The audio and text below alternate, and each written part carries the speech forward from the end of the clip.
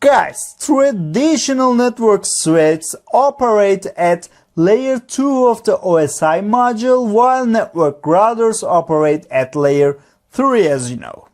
A layer 3 switch is a specialized hardware device with routing capabilities. For this purpose, we need to configure interfaces called SVI, Switch Virtual Interface, for each VLAN and put an IP address on it. This IP address can be used for computers as their default gateway. Let's take a look to the layer 3 switching configuration right now.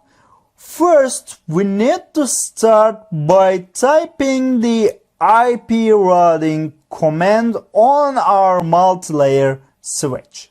If you forget this, your switch won't build a routing table. Then, we create SVI, Switch Virtual Interfaces, and define the proper IP addresses to SVIs, and that IP addresses are configured as the default gateway of the clients. For example, in here, we are defining an interface VLAN 20. This is an SVI.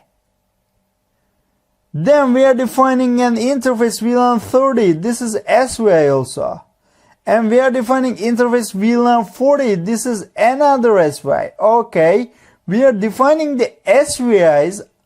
Then we are assigning our IP addresses in here, as you can see. Each SVI will have a different IP address, and these IP addresses will be configured as the default gateways on the client side router, as you can see. Okay, that's the same logic with the router on a stack, but the difference is we are creating the SVIs instead of the sub interfaces.